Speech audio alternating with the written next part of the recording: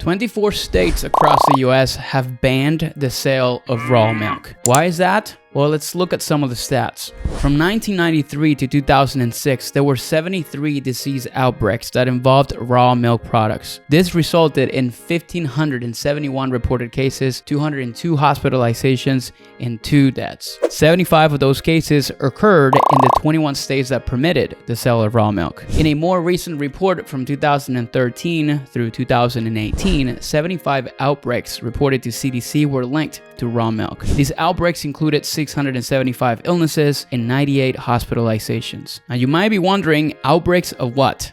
Well, the most common harmful bacteria found in raw milk include E. coli, Salmonella, Listeria, and Campylobacter, but there are many others as well. People who get sick from raw milk often spend days with diarrhea and vomiting, and sometimes even develop life-threatening illnesses, including hemolytic uremic syndrome and tuberculosis. But despite this proven risk and shocking statistics, personally, we believe that raw dairy in its untouched form is one of the best superfoods on the planet. Raw milk is an incredible food. It's healing for humans. The research supports this, and so many people I've talked to at meet and greets in person have told me when they switched from pasteurized to raw milk, a host of conditions got better. These are anecdotes, but I think these are valuable. We got raw milk.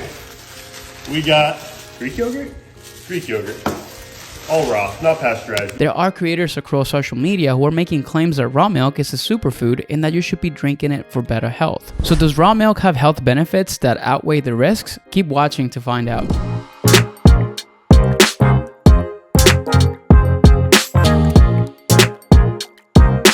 Hey everyone, what's up? It's Andres here, and in this week's video, I'm diving into the health claims around raw milk and explaining whether it's something that anyone should consider including in their diet. If you are new to my channel, I am a registered dietitian with 12 years of experience, and I work with career-focused parents, entrepreneurs, and busy professionals who are trying to improve their nutrition, lose weight, and show up as the best versions that they can be of themselves. A lot of the videos that I make are focused on simple, sustainable strategies for weight loss, but I also love to weigh in on controversial nutritional topics and viral trends to share my thoughts and advice based on the latest nutrition evidence. So if that sounds like it's something that you're interested in, make sure you hit that subscribe button right now. Now let's get into today's topic of raw milk. This is going to be a reaction style video because I think that's the best way to address some of the claims that various social media creators are making about this topic. This video I'm going to react to today is not an attack on this creator specifically. In fact, I have not watched any of her other videos. She could have plenty of great content. My goal is just simply to focus on the information being shared in this video and clear up a lot of misinformation on this topic because she isn't the only creator who is spreading this information.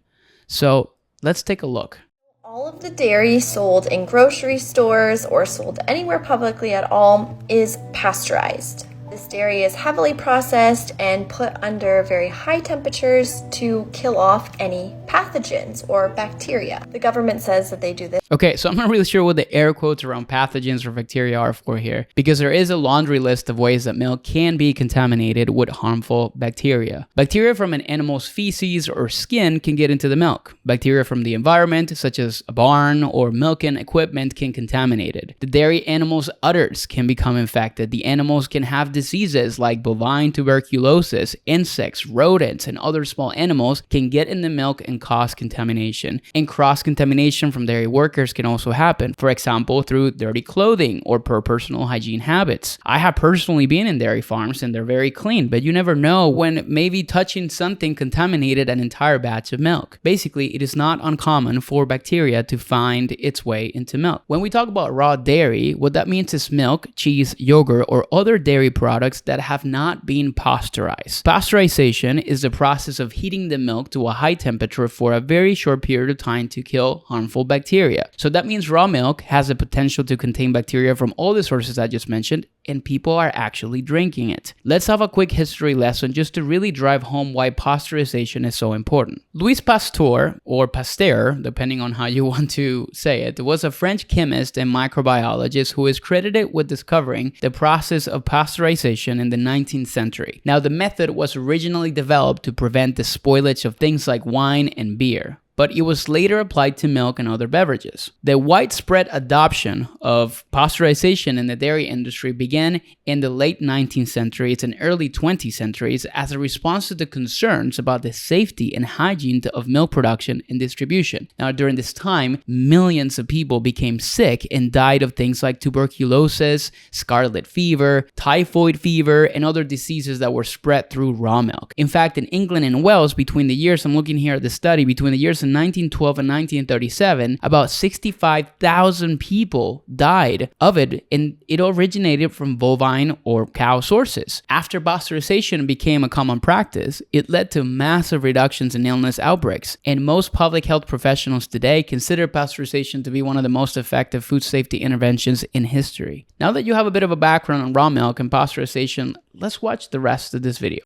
Is unprocessed, untouched, full of bioavailable minerals and vitamins. It's full of enzymes, including lactase, which actually helps to break down the lactose, which a lot of people have a problem with. It's full of biodiverse and healthy beneficial bacteria, and it has amazing fatty acid ratios that are very beneficial for our health. Pasteurized dairy, which is the only legal dairy in Canada, is removed of all the probiotics, all the enzymes necessary to break it down and process it correctly, and we have a huge majority of people who are lactose intolerant. Personally, we believe that raw dairy in its untouched form is one of the best superfoods on the planet. Now, okay, I'm just going to stop this right here before she gets into how to access raw dairy, because honestly, that is not something I want to be sharing or something that anyone really needs to know. So everything she's saying here sounds very convincing and, using her air quotes, scientific, but unfortunately, it's simply not accurate based on the research that's been done on this topic. One of the major claims made by people who are pro-raw dairy is that pasteurization strips milk from all its beneficial nutrients, despite research showing that there is minimal change in the nutritional quality of milk following pasteurization. Pasteurization does not cause any change in protein quality, and it does not alter concentrations of minerals. One thing that pasteurization can do is denature proteins a little bit, which means that it unravels them a little bit, but that does not mean that the quality of the protein is affected.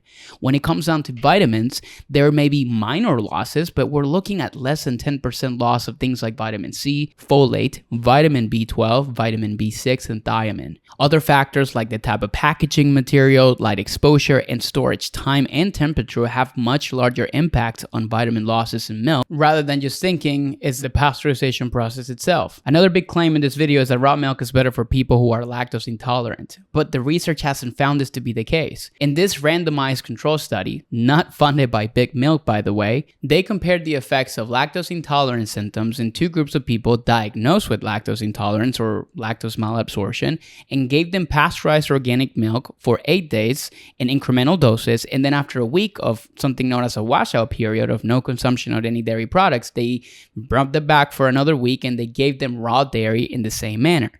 The results show that the raw milk group even had worse symptoms of lactose intolerance, particularly at day 8 when they were consuming almost a cup and a half because it was an incremental dose throughout the week, again, of raw dairy. So finally, let's talk about the claim that raw milk is filled with biodiverse beneficial bacteria. Probiotics are defined as live microorganisms that, when administered in adequate amounts, provide a benefit to the host. These microorganisms, which are typically bacteria or yeast, help maintain or restore a healthy balance of bacteria in the digestive system, or your gut, which can support overall digestive health and immune function. Unfortunately, the bacteria in raw milk are not probiotic. Key probiotic bacteria like bifidobacteria or lactobacillus acidophilus should be present only at quite low levels in raw cow's milk. Where you will find bifidobacteria in high numbers is in the gastrointestinal tract of cows and humans. For this reason, bifidobacteria in raw milk has been used as a possible indicator of fecal contamination, so it is definitely not a sign that raw milk is beneficial for our gut health. One last claim, particularly with children, is that raw milk has been shown to reduce the incidence of asthma in young kids. Well, when we look at the data where these claims are originated from, it shows that there are epidemiological studies that show that farm-raised children who consume raw milk tend to have lower rates of asthma. The problem with these epidemiological studies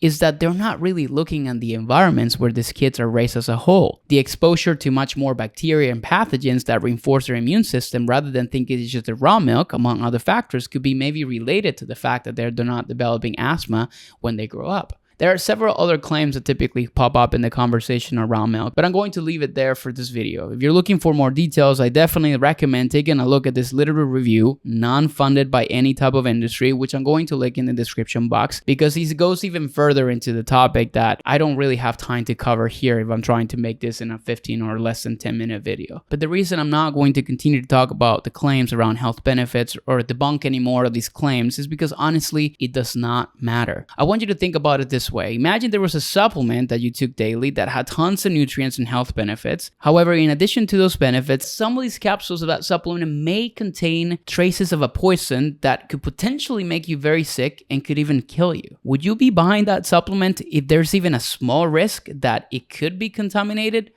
I wouldn't, and I don't think you would either.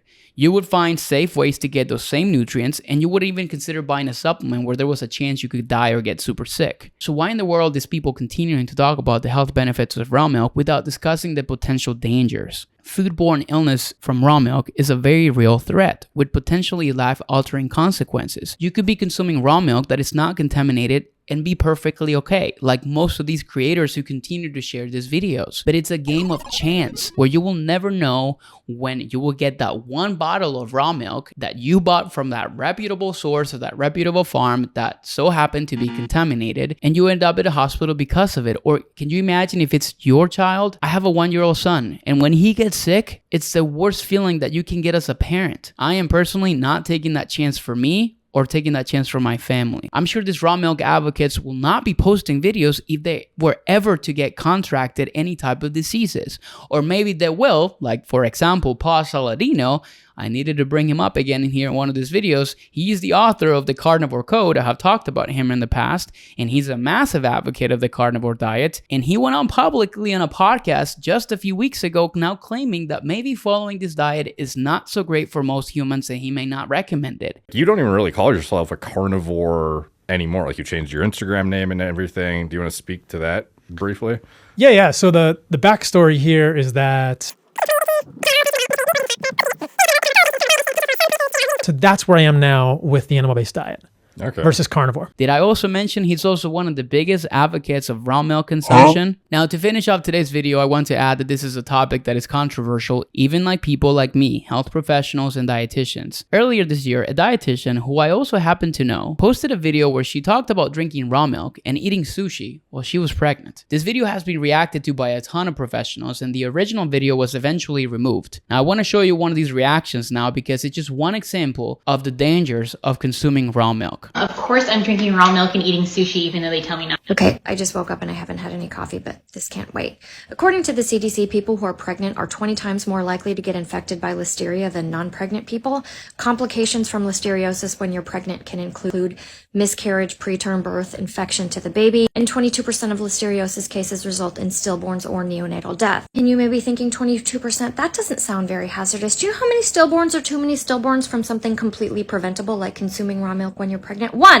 One is too many. No otherwise healthy child who's ready to enter the universe deserves to lose their life because their selfish parent has decided to engage in reckless, hazardous, potentially life-threatening behavior like consuming raw milk during pregnancy. Yes, there are unavoidable risks during pregnancy, but consuming raw milk is one that is completely avoidable. The woman in this video, who's also a dietitian, don't even get me started on that because I have not had my coffee, it's just showing you that she cares more about promoting misinformation, upholding her bias, and promoting this crunchy mom image on the internet than she does about the health, well-being, and future of her kid, which is really sad and shameful. Don't do it, guys. I mean, I shouldn't have to say it, but your kids are way too important. I'm gonna go find some coffee. Me and my wife, we've had 3 miscarriages, and if I could have done something to prevent any of them, I would have done it, because I'm even getting a little emotional here, because it's not worth the risk. And you see so many things on social media these days, and again, like people promoting misinformation just for the purposes of trying to, become part of the, I don't know, like just go viral or whatever and start to sell whatever they're selling. It's not worth the risk. Right? Regardless of your bias, regardless of what you believe in, do not put a child at risk because of something that can be 100% preventable. And simply put, non-nutritional benefit is worth the risk of consuming raw milk. Plus, that risk can be even more significant for people over 65, again, pregnant women, children younger than 5 years old, and people with weakened immune systems. It doesn't matter if the milk is organic, the cows are grass-fed, the milk is sold at the farmer's market, or you own the freaking cow. All raw milk has a chance of being contaminated. And even if the raw milk you're sourcing is tested for bacteria, that doesn't mean that it's actually safe. Tests don't always detect low levels of contamination, and small numbers of bacteria can multiply and grow in milk from time it is collected until the time a person drinks it. Just don't do it, people. That's the conclusion, and that brings us to the end of today's video. If you have any more questions about this topic, please feel free to leave them in the comments. But if you go down in the comment section and make some claim about the benefits of raw dairy, just know that my response is going to be exactly the same every time. No health benefit, it's worth the risk. Thank you so much for watching this week's video, and I'll be back next week with a brand new one. I'll see you then.